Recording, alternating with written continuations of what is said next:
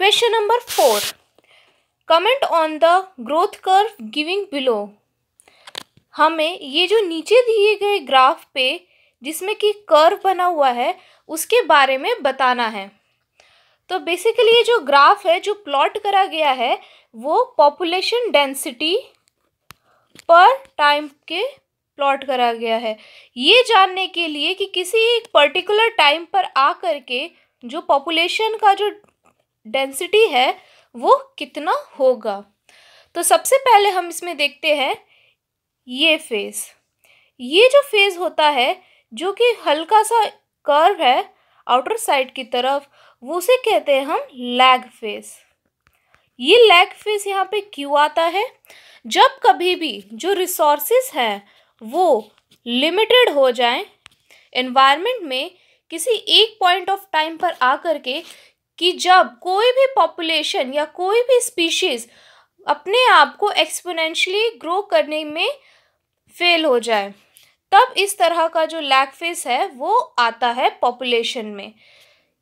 और हम इसे एक रियलिस्टिक मॉडल की तरह भी देखते हैं। हर इकोसिस्टम या इन्वायरमेंट में लिमिटेड रिसोर्सेज को सपोर्ट एक पर्टिकुलर मैक्सिमम इंडिविजुअल्स पर मिलता है जिसे हम कैरिंग कैपेसिटी कहते हैं। कैरिंग कैपेसिटी को हम इस तरह से डिफाइन कर सकते हैं, every ecosystem environment or we can say habitat has limited resources to support a particular maximum number of individuals।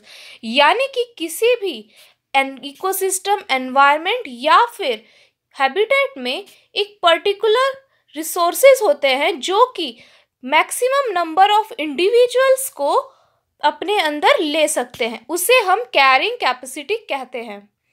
तो जब ये कैरिंग कैपेसिटी अटेन हो जाती है तो फिर जो ग्राफ है वो इस तरह से आगे बढ़ने लगता है।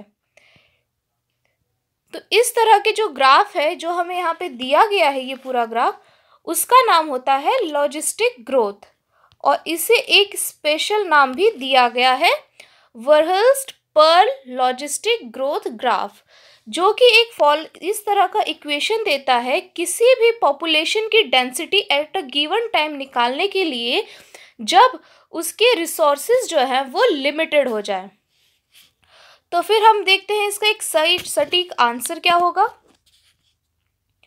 A population is growing in a habitat. एक पॉपुलेशन किसी हैबिटेट में ग्रो कर रही है विथ लिमिटेड रिसोर्सेज।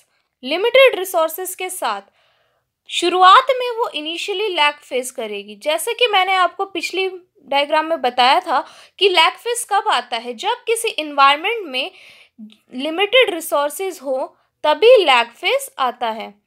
और इसी दौरान पॉपुलेशन में बहुत ही ज़्यादा एक्सेलरेशन और डी एक्सेलरेशन भी होता है। जब कभी भी इस तरह का जो सिचुएशन है किसी पॉपुलेशन में इंट्रोड्यूस होता है तो उनके स्पीशीज़ के बीच एक तरह का कंपटीशन भी होता है to survive themselves with that resources.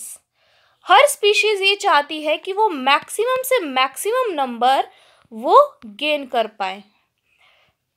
When the population density reaches the carrying capacity, जब भी कोई पॉपुलेशन की डेंसिटी अपने कैरिंग कैपेसिटी पे रीच कर जाती है तो जो प्लॉट है ग्राफ का वो सिग्मॉइड कर्व शो करता है। सिग्मॉइड कर्व कुछ ऐसा होता है जैसे कि पिछले ग्राफ में देखने को मिला था, कुछ इस तरह का कर्व बना था। This type of population growth is called Verhulst Pearl logistic growth. तो इस तरह का जो पॉपुलेशन है वो वर्हल्स्ट-पर्ल लॉजिस्टिक ग्रोथ कहलाता है।